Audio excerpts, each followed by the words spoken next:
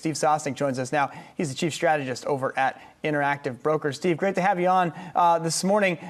Initial thoughts on what looks, at least from my vantage point, like a pickup here for cyclicals kind of taking the lead on the back of that jobs report. Yes. Good morning, Miles. I think that we're going to get a little bit of a change in leadership. We're seeing, the futures sort of trying to digest it this morning, but with Nasdaq generally lower, and they've been trading with bonds. We can get into that relationship, but they don't like the higher bond yields. But I think there's a lot for economic bulls to like, because it turns out the economy's strengthening as we were expecting, but the Fed isn't ready to do anything about it yet. So stocks aren't freaking out about it. So you've got a pretty good spot. The psychology right now coming into this, I thought, was a bit of heads I win, tails I win anyway, which was if the number was weak, well, that's okay for stocks because the Fed is going to continue to pump money in. And if the number's strong, well, that's good for stocks because because the economy's good and that'll help company earnings. The psychology is such that right now the market will pretty much take anything and figure out a way to run with it. Steve, why is the Nasdaq? Why is it under pressure here in the pre-market? Well, Brian, the reason now is it's actually a strange sort of second order technical thing as much as anything else.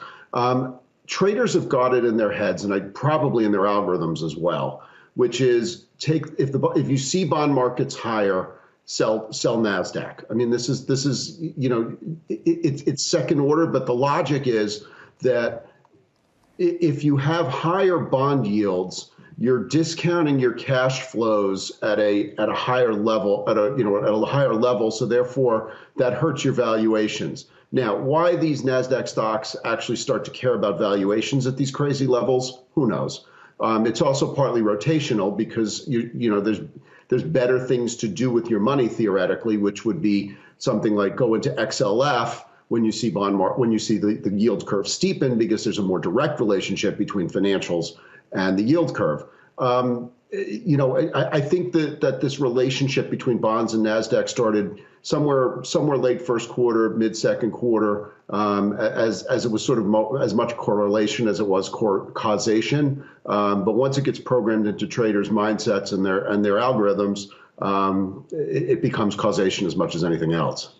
Well, Steve, let's talk a little bit more about what we've seen in earnings season, particularly over the last couple of weeks where we've had, we had some really strong numbers, but they've been followed up by muted, if not outright negative reactions from the market. How are you thinking through just the way that individual companies have kind of been punished during this season? But overall, I mean, we're basically at record highs here. We'll see exactly where we shake out today.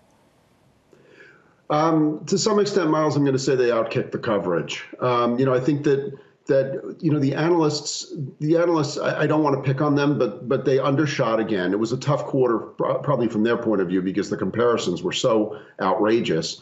And I think in a lot of the biggest stocks, you've had such great momentum that it required perfection. You needed everything to go right for the stocks to react well, because so much had been priced into them. Now, also to be fair, it's not exactly as you noted, like we're really selling off here. We're flirting with all-time highs on most of the major indices.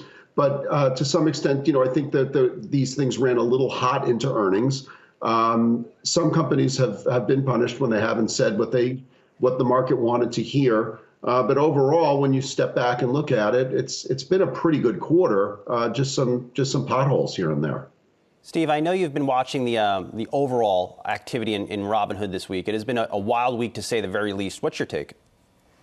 Oh, I knew we were going to go there, Brian. Because why not? Of course.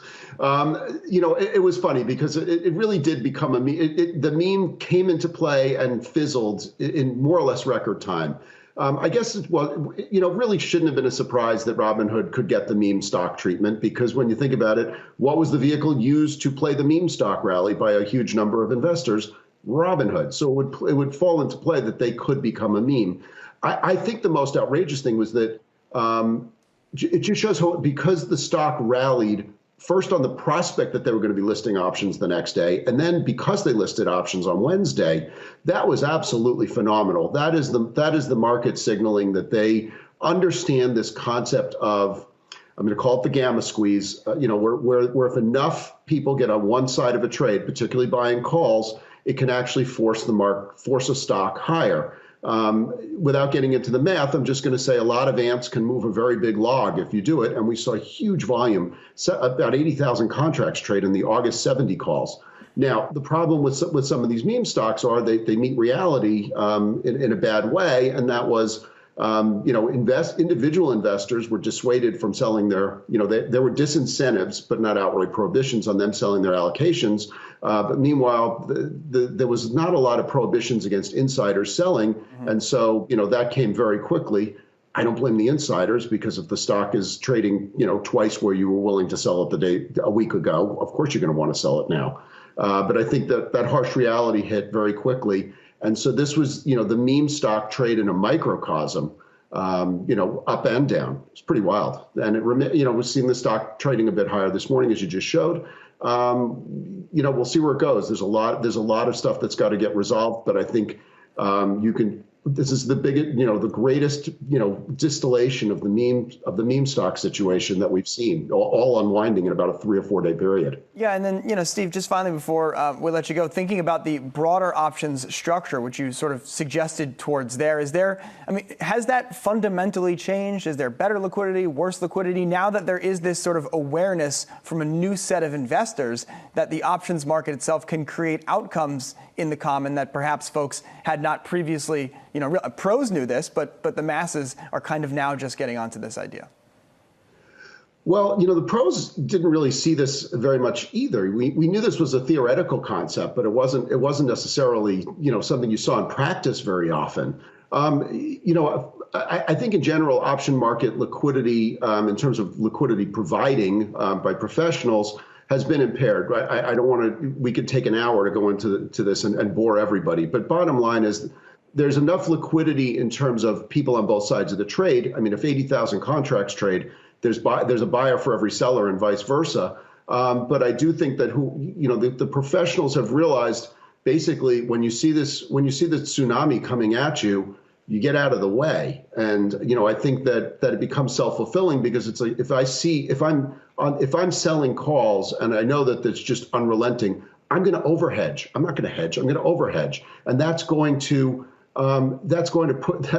feed right into that feedback loop that everybody's a part of. And that's why these stocks shoot further and faster. I just think it was crazy that the market is so hip to it that we were up on Tuesday in advance of options trading and then just leaped higher as soon as the options came on board. All right, Steve Sosnick, Chief Strategist, Interactive Broker. Steve, appreciate the time this morning. Have a great rest of the summer. I know we'll talk soon.